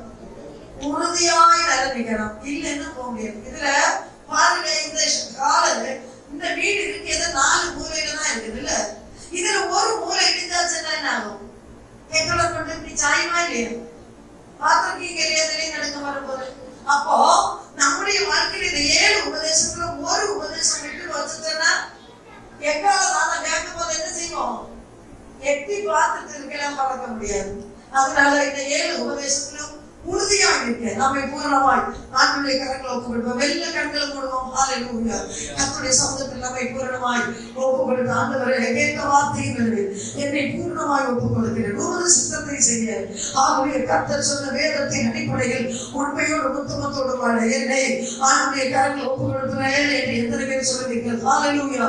எல்லா கண்கள் மூடி யாரும் கர்த்தர்ந்து பார்த்து ஆவேசத்தை வேடிக்கை பார்க்க கூடாது. ஆண்டவருடைய சமூகத்தில் ஹல்லேலூயா. ரகதன வைஷந்தனாதியா அத்துனா அரிகதல கடகதனா வீபரா ரகதல கடகசியாரி. ஹல்லேலூயா. ஸ்தோத்திரம். மனம் முடிவடைந்தவர்களுடைய முடிவுகளை கர்த்தர் ஆமென் கர்த்தர் எழுப்பி இருக்கிறார் என்பதை அறிந்து கொள்வாயாக. உடைக்கப்பட்ட இருதயத்தோடு இருக்கிற அநேக ஆத்மாக்களை திடப்படுத்த கர்த்தர் உன்னை கண்டிருக்கிறார். ஆகையால் ஆமென் மௌனமாய் ஒரு பக்கமாய் ஒதுங்கி இருக்க வேண்டியவள் அல்ல. ஆமென் அக்கினியின் சிலரை எடுத்துக்கொள்ள அதிகாரம் உள்ளவளா ஜெபத்திலும் ஆராதனையிலும் ஆத்மாக்களை தேடுவதிலும் ஆயத்துள்ளவளா எழுதிக் கொள்ள பரிசுத்த ஆவியானவர் சொல்கிறார். ஆமென். எப்பொழுது ஜெபம் குறையுமோ அப்பொழுது வீட்டுக்குள்ளாய் சத்துருவார்கள் பிரவேசித்து சில சோதனையிலும் வேதனையிலும் கலத்தி விடுகிற அனுபவங்கள் உண்டு. ஆகையால் நாங்கள் திரிக்க உள்ளவர்களாய் ஜெபத்தில் முந்திக்கொள்வோம். ஆமென். குடும்பத்தில் சகோதர குடும்பங்களில் சில வேதனையோட அனுபவங்களை கடத்தி விட்டு ஆமென் இருதய சஞ்சங்களை உருவாக்கத்தக்கதால் சத்துரு போராடுகிற சில அனுபவங்கள் உண்டு. ஆகையால் நாங்கள் ஜாக்கிரதையோடு ஜெபத்தில் முந்திக்கொள்ள பரிசுத்த ஆவியானவர் புத்தி சொல்கிறார். ஹல்லேலூயா. என் நாமம் தரிக்கப்பட்ட என் ஜனம் தங்களை தான் தாழ்த்தி ஜெபம் பண்ணி என் முகத்தை தேடி தங்கள் பொல்லாத வழிகளை விட்டு திரும்பினார் நான் அவர்கள் தேசத்திற்கு சௌக்கியத்தை கொடுப்பேன், ஜெயத்தை கொடுப்பேன் என்ற வார்த்தையை ஆவியானவர் தருகிறார். பிரிவினையான வார்த்தைகளை உருவாக்கி குடும்பத்தில் உள்ளதைகளை சொற்சொல்லி கெடுத்துகிறார் சில போராட்டங்கள். ஆகையால் உன் வாயை கடிவாளத்தால் கட்டிக்கொள் என்று பரிசுத்த ஆவியானவர் சொல்லுகிறார். அடவத கத்தரை அஞ்சனாதிகளா ஜெகத்தினாதி மழை காலத்திலே ஒரு உயிரி ஆமென் நனையாமல் இருக்க, மழை நனையாமல் இருக்க இடம் தேடுவது போல ஆமென் ரிவாலா ரகதன ஹஸ்தனா ரகதன கடகசியாரி ஆமென் திடப்படுத்துகிற சில நன்மைகள் காண வாஞ்சியோடு ஓடுகிற ஒரு காலம் வரப்போகிறது. ஆகையால் இந்த நாட்களில் வேதத்தை ஆராய்ச்சி செய்து பார்த்த தெய்வ சமூகத்திலே நாட்கள் தாழ்மையோடு நின்று கொள்ள பரிசுத்த ஆவியானவர் புத்தி சொல்கிறார். ஹல்லேலூயா. வாலிபனே உன் வாலிப வயதிலே ஒரு சிருஷ்டிகளை நினைத்துக் கொள்ள என்ற வார்த்தையை பரிசுத்த ஆவியானவர் தருகிறார். பாவத்திற்கு எதிரான வழிகளிலே கடத்திவிட்டு விசுவாச வாழ்க்கையிலே கேள்வி சின்னங்கள் வெளிப்பத்தக்கதான அனுபவத்தில் சத்துரு சில சூழ்நிலைகளை உருவாக்குகிற காரணத்தினால் ஞானமுள்ளவளாய் நாங்கள் தேவ வார்த்தைக்கு கீழ்ப்படிந்து பரிசுத்த ஆவியை துக்கப்படுத்தாதபடி சத்திய பாதையில நடந்து கொள்ள ஆவியானவர் சொல்கிறார். நீகமான அதனை பிள்ளைகளே உங்கள் பெற்றார்கள் கர்த்தருக்குள் கீழ்ப்படியுங்கள் என்று எழுதியிருக்கிறது போல எவ்வளவு பெற்றோர்களுக்கு கீழ்ப்படிந்தவர்களாய் இருப்பாயோ அவ்வளவுக்கு உன் எதிர்காலம் உயர்த்தப்படும் என்று பரிசுத்த ஆவியானவர் சொல்கிறார். ஹல்லேலூயா. ஆமென். ஸ்தோத்திரம். ஹல்லேலூயா. காற்றடிக்கிறது போல அடவா அதனை கிடக்க பேதுருவும் சீஷர்களும் இயேசுவும் சீஷர்களும் யாத்திரை செய்த படகில் கொடுங்காற்றடிக்கப்பட்டு படகு மூழ்கி போகிறது போல ஆமென். சில போராட்டங்கள் வெளிப்பட்டது போல ஆவியானவர் சொல்கிறார். ஆமென். சில வேதனையான சூழ்நிலைகள் கூடாத துளரைகள் ஆய்ந்தளிக்கிற அனுபவங்கள். ஆனால் ஆவியானவர் சொல்கிறார் அப்பேற்பட்ட அனுபவத்தின் நடுவில் நேர்மையான தெய்வத்தின் மீனுடைய விடுதல்களை பெற்றுக் கொள்ளத்தக்கதால் பொறுமை அவசியம் என்று ஆவியானவர் சொல்கிறார். ஆமென். என் நாமம் தரிக்கப்பட்ட எஞ்சல தங்களித்தான் பார்த்தி ஜெபம் பண்ணட்டும் என்று பரிசுத்த ஆவியானவர் சொல்கிறார். அர்ச்சனான கடகசி உலகத்தின் இன்பங்களை விட்டு கிறிஸ்துவுக்காக தன்னைத்தான் ஒப்புக் கொடுப்பாய். ஆனால் ஆஜலா நகைய விபத்தான வௌச்சசியானே ஆமென் ரப்தனா வேதன கடகசியானா பாவத்தின் ஆடுகள் கடந்து போகிற குடும்பத்தின் ஜனங்களுக்கு சத்தியத்தை ஓதுபடிக்கு நாட்கள் விசுவாசத்தில் திகழ்பட்டுக் கொள்ள அப்பொழுது நான் உன் வாயை ஆமென் விரிவாய் துறைப்பேர் என்று பரிசுத்த ஆவியானவர் ஆலோசனை தருகிறார். ஹல்லேலூயா. அடகடகடகடகம் சாரவதிகான கெச்சசியானே ஆமென். ஸ்தோத்திரம். நாபோத்துடைய திராட்சை தோட்டத்தை நீரை கொள்ளையாக்கும்படிக்கு ஆகாம் போராடினது போல ரட்சிப்பு பாத்திரத்தை ஆமென் எரிந்து ஓடக்கூடிய அனுபவத்தின் சத்துக்காய்ந்த நாட்களில் என்னுடைய விசுவாசத்துக்கு விரோதமாய் தந்திரங்களை உருவாக்கின பொழுது நிறைவேற்ற கர்த்தர் உன்னோடு கூட நீ நடக்க வேண்டிய வழியை நான் உனக்கு காண்பித்து உண்மையில் கண்களை வைத்துள்ள காலத்தில் சொல்லித் தருகிற கர்த்தர். ஆகையால் நாங்கள் மனுஷனுடைய போதகமான அனுபவங்களின் நடுவில் வேதத்தை ஆராய்ச்சி வரை சத்தியம் எது அதிலே நடந்து கொள்வாயானால் தீங்குக்கு விலக்கி காக்கும் தேவனுடைய கரத்தின் மகிமை உன் வாழ்க்கையில் வெளிப்படுவதை காண்பாய் என்று ஆவியானவர் சொல்லுகிறார். ஹல்லேலூயா. வாழ்க்கையில் எதிர்பார்ப்புகள் அநேகம். ஆனாலும் எதிர்பார்ப்புகள் மனவேதனை உருவாக்கக்கூடியதாய் குடும்பத்தின் உணர்வுகள் அவன் சத்துவான வாக்குவாதங்களை கொண்டு விதரும் போது அதன் நடுவில் அமர்ந்திருந்து நானே தேவன் என்று அறிந்துகொள் என்று ஆவியானவர் சொல்லுகிறார். ஆமென். ரீவா ரகஜசியானி ரூத் ஆமென் பெத்லகேமில் ஆமென் ரீவாலா ரகஜன கடகா மடங்கி வந்து அவள் சார்பா வல்லவரிடத்தில் உண்மையாயிருந்த பொழுது அவளுக்காய் கர்த்தர் சிலவற்றை வாய்ப்படுத்தது போல நீங்க இவ்வளவு தூரம் தெய்வ சபையோடு சேர்ந்து கர்த்தருடைய வார்த்தைக்கு உண்மையாய் இருப்பாய். அவ்வளவுக்கு கர்த்தருடைய நீதி உன் வாழ்க்கையில் வெளிப்பட செய்ய வேண்டும் பரிசுத்த ஆவியானவர் சொல்லுகிறார். ஹல்லேலூயா. ஆஜலா ரகஜன கடகம் சாலவதிகான கெச்சம் அஸ்தனா விகய ரவல்கான வௌச்சசியானே. ஹல்லேலூயா. சிலர் ரதத்தை குறித்தும் சிலர் குதிரைகளை குறித்தும் மேன்மை பாராட்டினார்கள். நாங்களோ எங்கள் கர்த்தருடைய நாமத்தை குறித்து மேன்மை பாராட்டுவோம் என்று சங்கீதக்காரன் சொன்னது போல அடவலகத்தின் கடக சந்தனா விகக்கனாதி மனுஷர்கள் ஆமை மேன்மை பாராட்டுகிற அனுபவம் அல்ல. கர்த்தர் பேருக்கு மேன்மை பாராட்டிக் கொள்ள நாட்களை தாழ்த்தி ஒப்புக் கொடுக்க ஆவியானவர் சொல்லி சந்ததிகளுக்காக அதிகமாய் ஜெபிக்க ஆவியானவர் சொல்லுகிறார். ஆமே ரிவா ரமா ரகச்சசியானி யாத்திரைகளில் அவர்களிட வேகங்களை குறிக்கிற சில போராட்டத்தை ஆவியானவர் காண்பிக்கிறார். ஆகையால் யாத்திரையில் கவனத்தோடு இருந்து கொள்ளும் தலைமுறைகளுக்காகவும் அதிகமாய் ஜெபித்துக் கொள்ள பரிசுத்த ஆவியானவர் சொல்லுகிறார். ஹல்லேலூயா. ஆமென். சரீரத்தில் பலவீனப்பட்டு போராடுகிற சிலர் பொல்லாதவருடைய கேட்டில் 28 வருஷத்துக்கு முன்னால் குடும்பத்திற்குள்ளாய் எரிந்து விடப்பட்டதான சில போராட்டங்கள் இன்னும் வெற்றித்தீவுகளை அவர் உயர்ந்து வர வேண்டிய அனுபவங்களை பரிவிதியிடுகிற அனுபவமாய் காணப்படுகிறது. ஆகையால் சூஷ்மபுத்தியாய் நாட்களில் ஜெபத்தில் முந்திக்கொள்ள பரிசுத்த ஆவியானவர் சொல்கிறார். ஹல்லேலூயா. காலாளர்களோடு ஓடி க்ஷீணித்து போனால் குதிரைப்படைகளோடு எப்படி ஓடுவாய், ஓடுவான் காட்டில் எப்படி நிற்பாய் என்று ஆவியானவர் சொல்கிறார். ஆகையால் மனுஷரை பயப்படாதே, அதிகாரத்தை பயப்படாதே, கர்த்தரை பயப்பட்டு அவர் வழிகளில் நடப்பாயானால் ஆமென் நீ வேண்டிக் கொள்வதற்கு நினைப்பதற்கும் அதிகமாக செய்து தருகிற தேவ ஆவியானுடைய கரம் உனக்கு அனுகூலமாகும் என்று பரிசுத்த ஆவியானவர் சொல்கிறார். ஹல்லேலூயா.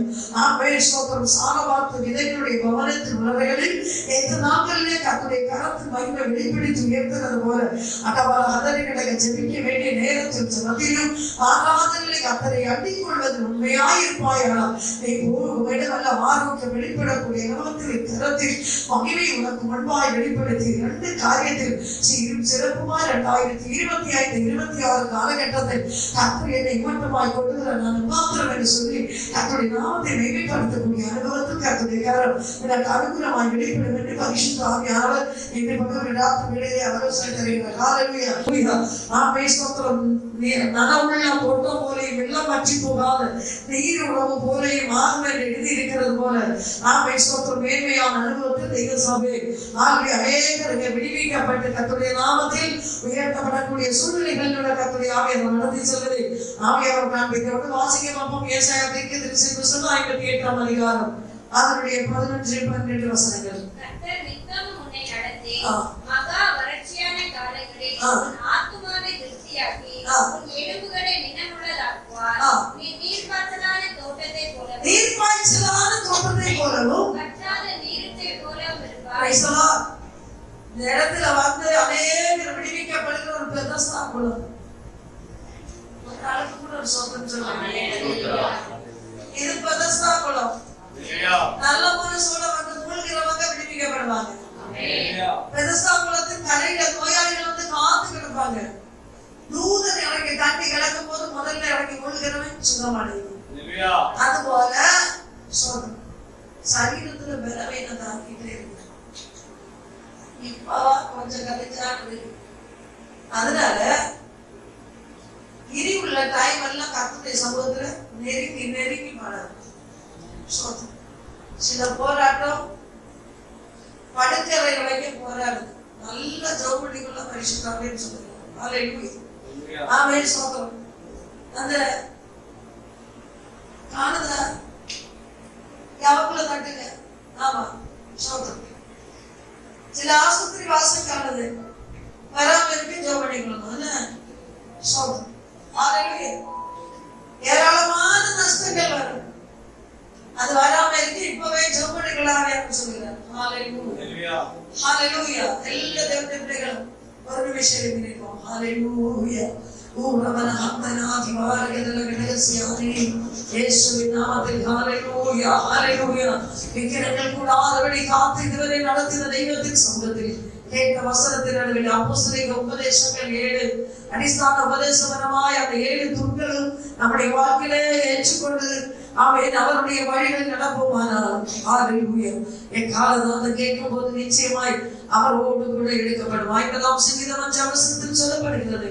பழையினால் என்னுடைய உடன்படிக்கப்பட்ட என்னுடைய பரிசுத்த வார்த்தை என்னிடத்தில் கொண்டுங்கள் என்பார்.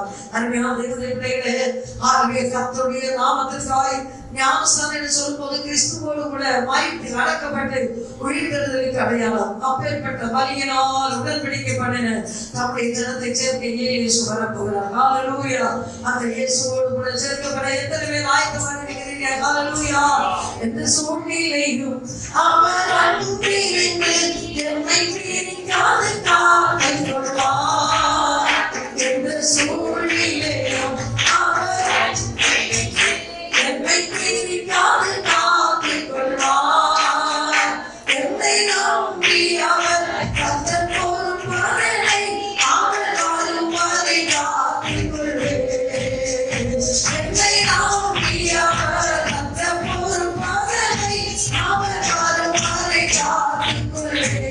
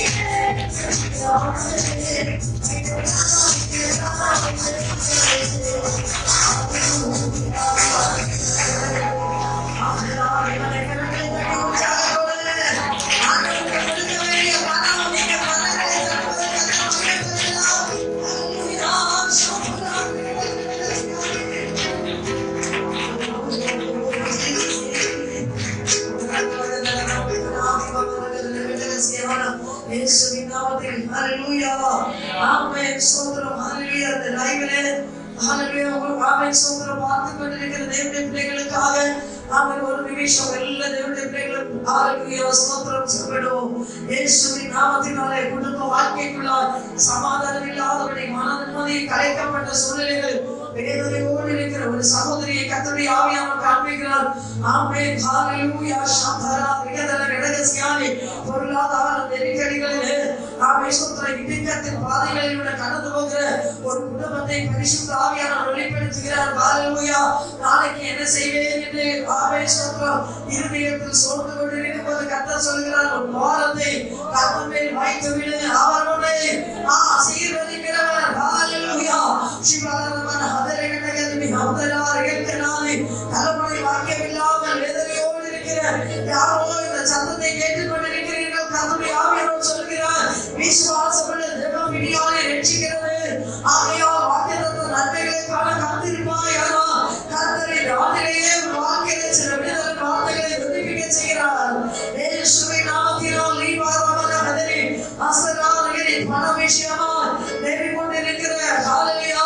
கடன் வாங்கினதை கொடுக்க முடியாமல் கொடுத்ததை வாங்க முடியாமல் அவன் தயங்குகிற சில நபர்களை பரிசுத்த ஆவியானவர் காண்பிக்கிறார். இயேசுவின் நாமத்தினால ராத்திரி வேளையில் கர்த்தாவே இந்த லைவில் பார்த்துக் கொண்டிருக்கிற எல்லா தேவ பிள்ளைகளையும் நாமம் சொல்லி ஆசீர்வதிக்கிறேன்.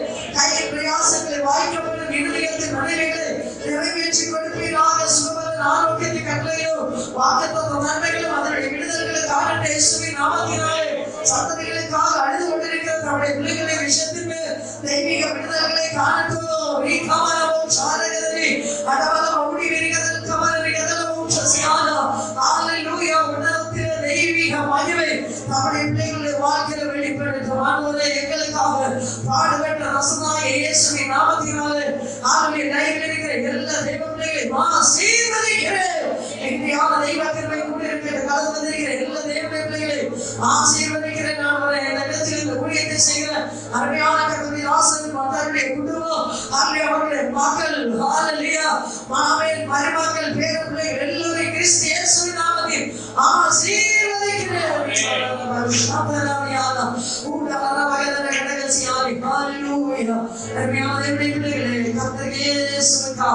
நம்மை நாமே பூர்ணமாய் ஒப்புக்கொடுத்து நம்மை அன்போடு விசாரிக்கிறேன். நமக்காக பாடுகள் பட்ட நமக்காக சிலுவைகளை உணர்வுண்ட அந்த இயேசுவை நோக்கி பார்த்து ஆளுநர் எத்தனை பேர் சொல்லுவீர்கள், ஆண்டவரே உலகம் மாறினாலும் நான் உண்மை விட்டு நாவை பின்வாங்கே நீரே எனக்கு போதும் என்று எத்தனை பேர் சொல்லுவீர்கள்.